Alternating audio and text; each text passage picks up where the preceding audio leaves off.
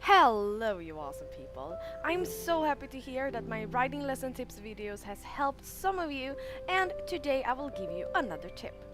This is a concept I have come up with and I have used it at 2 different times, a lesson and a competition, with great response from the participants of the events. I don't really know what else to call it, but the dice concept. What you need for the dice concept is a simple dice, or whatever dice you want really, and they can be as many as you want. And second of all is a list of what it means depending on what the dice falls on, and you can have several lists as well. So the dice concept is similar what people do in board games like Dungeons and Dragons, but this is how I have done it. If we take a lesson for example, you have explained a simple exercise for your students and they have started to do it.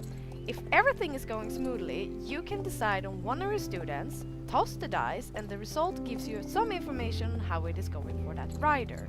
Here is where the list comes in. A list can look different depending on what the event is. But let's continue with a writing lesson example. Here is a list for a simple 6-sided dice that I have used for a lesson.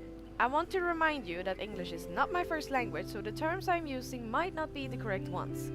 But the point is that you understand what a list can look like. So here you have a list from 1 to 6, just like a 6-sided dice, and then I have written down what happens depending on what this dice falls on.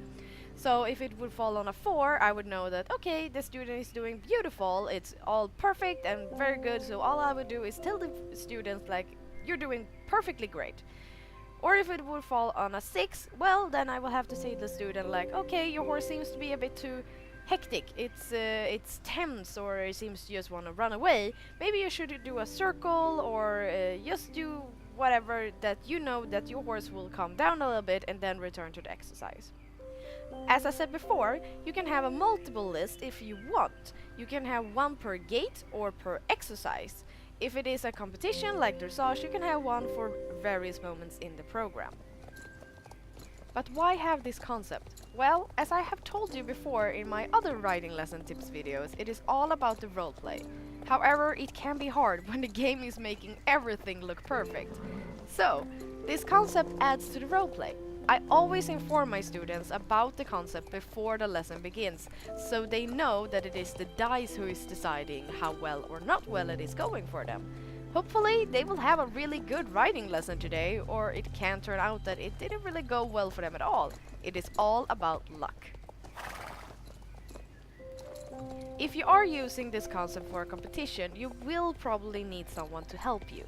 See it like it is in a real dressage competition, for example, where the judge has a secretary beside them that writes down what the judge sees. You will have to watch the competitor to make sure they are writing the program as they should, and at various moments toss the dice. The secretary will have the lists of what can happen at various moments of the program and another document for writing down the judge's comments and the result of the dice. Afterwards you can see how it went for the competitor. So this was my tip on the dice concept. I hope you feel encouraged to try it out, because it is really fun. I used it for a 4-gated competition that I will have to do again in the future, and I am also gonna try and do it for a dressage competition, and yeah, just gonna have tons of fun with this concept and continue to use it during lessons, so my students will get used to the whole thing as well.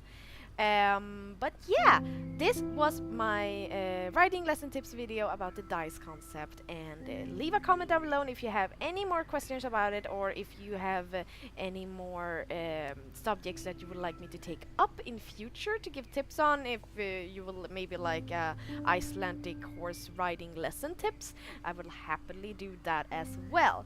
But in the meantime people, don't forget to leave a like and maybe subscribe if you're new here, and remember to stay awesome as always, and I'll see you next time. Bye bye!